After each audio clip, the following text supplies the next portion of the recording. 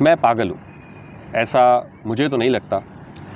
میرے نزدیک تو میں نارمل ہوں، لیکن کلاس روم سے دوستوں کی بیٹھک تک، کھیل کے میدان سے لے کے محبت کے اظہار تک، گھر، دفتر، مسجد، مزار، جہاں بھی کچھ کہنے، کچھ پوچھنے کی کوشش کی تو سننے کو یہی ملا، بھئی تم پاگل تو نہیں؟ یار تو پاگل ہے؟ کیا پاگلوں والی باتیں کرتے ہو؟ اچھا اب پاگل نہ بنو، یہ کیا پاگل پن ہے؟ یہ اور ان جیسے جملے اتنی بار سنے ہیں کہ اب تو خود کو بھی یہی لگنے لگا ہے، تو سوچا خود کو پاگل ڈکلیئر کر دیا جائے تاکہ سند رہے اور وقت ضرورت کام آئے. لیکن پھر پتہ چلا کہ کوئی ایسا خود سے نہیں کر سکتا.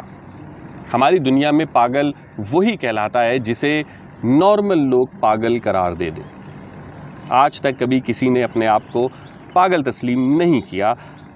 یہ اختیار صرف نارمل لوگوں کے پاس ہے کہ وہ کب کسے پاگل قرار دیتے. مجھے اس اختیار پر اعتراض نہیں، لیکن کیا نارمل لوگوں کو پاگلوں کی پہچان ہے بھی؟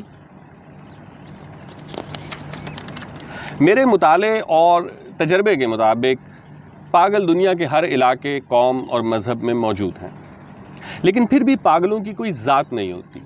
یہ کسی قوم، کسی مذہب، کسی فرقے کے دائرے میں نہیں آتے، یہ کہیں بھی ہوں پاگل کہلاتے ہیں. ویسے آپ کے ذہن میں لفظ پاگل سے کیا تصور آتا ہے؟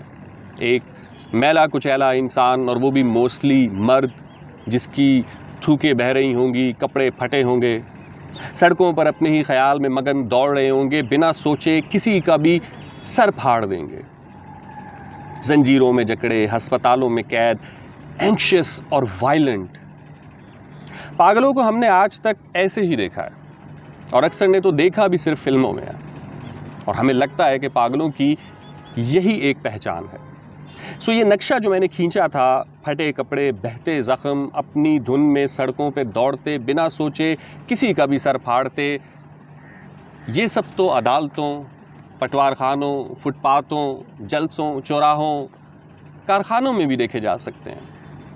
سو مجھے نہیں لگتا کہ محض حلیہ اور حالت دیکھ کر کسی کو پاگل قرار دیا جا سکتا ہے، بلکہ اس کے لیے ہمیں ان کی ذہنی کیفیت کو سمجھنا ہوگا. ایک عام خیال یہی پایا جاتا ہے کہ پاگل لمحہ موجود میں نہیں ہوتے. یہ یا تو کسی ایک لمحے میں سٹک ہو جاتے ہیں یا حقیقت اور سراب میں فرق نہیں کر پاتے. تہذیبی تقاضوں سے ناآشنا، معاشی و سماجی اصولوں سے ناواقف، یہ قیمتی اور ناکارہ کا فرق نہیں جانتے. کتابوں میں نقش خزانے، فن پارے، چاند ستاروں کے فاصلے، محبت، انا، تجسس، عقیدت، یہ کچھ نہیں سمجھتے. کسی کو پاگل قرار دینے کے لیے یہ وجوہات کافی ہیں، لیکن شاید موضوع نہیں، کیونکہ ہم میں سے کتنے ایسے ہیں جو حقیقت میں لمحہ موجود میں ہی موجود رہتے ہیں. ہم میں سے کوئی ماضی پہ نازا ہے تو کوئی مستقبل میں سرخرو، کوئی خلافت کی گتھیاں سلجھا رہا ہے تو کسی کو راجہ داہر اور محمد بن قاسم میں سے ایک کا انتخاب کرنا ہے، کوئی انقلاب کی کھوج میں اور کوئی مارس پہ کالونی بنانے کے خواب میں. ہم ان لمحوں میں اس قدر سٹک ہیں کہ کسی بھی چیز کو اس کے اصل پیرائے میں شاید دیکھ ہی نہیں پا رہے. ہم تو کھلاڑی کا کھیل دیکھنے سے پہلے اس کا علاقہ، مذہب، فرقہ، حتیٰ کہ پولیٹیکل آئیڈیالوجی تک دیکھتے ہیں اور پھر اس کے کھیل کے بارے میں رائے بناتے ہیں. یہ کیسا عجیب معیار ہے، اور ہم اسی معیار پہ صحافت، سیاست، انصاف، اسکالرز، سائنسدان، ادبا، شعراء اور فنکاروں کو پرکھتے ہیں. ان کا کام، ان کا کردار، ان کے افکار تو ہماری نظر سے گزرتے ہی نہیں. حق تو یہ ہے کہ کسی کو پرکھنے کا ہمارا یہ معیار بھی ہمارا اپنا خود کا نہیں ہوتا، کیونکہ زیادہ تر مذہبی، سماجی اور سیاسی نظریات وراثتی ہوتے ہیں. ہمیں جو کچھ جس حالت میں ملا ہوتا ہے، ہم اسے ہی حقیقت سمجھ کر آگے بڑھتے ہیں. اسی لیے مجھے نارمل لوگوں کے اختیار پر نہیں، ان کے معیار پر اعتراض ہے۔ ویسے بھی ہماری کتابیں ایسی ہستیوں کے واقعات سے بھری پڑی ہیں جنہیں ہم آج تو عظیم گردانتے ہیں، لیکن ان کے اپنے ادوار میں ان کے اپنے معاشروں نے انہیں پاگل قرار دیا تھا۔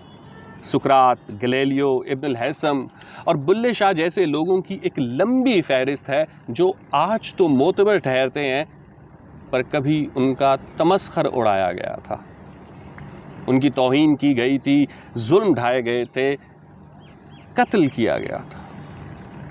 تو کیا یہ ممکن نہیں کہ آج ہم جنہیں پاگل قرار دے رہے ہیں، جن کا تمسخر اڑا رہے ہیں، جن پر ظلم ڈھا رہے ہیں، ہماری آنے والی نسلیں انہی پہ ناز کریں؟ تو کیوں نہ کچھ دیر کے لیے کسی لمحے میں سٹک ہو جانے یا کسی سراب کا پیچھا کرنے کے بجائے لمحہ موجود پہ نظر دوڑائی جائے اور اپنے عہد کے پاگلوں کو پہچان لیا جائے۔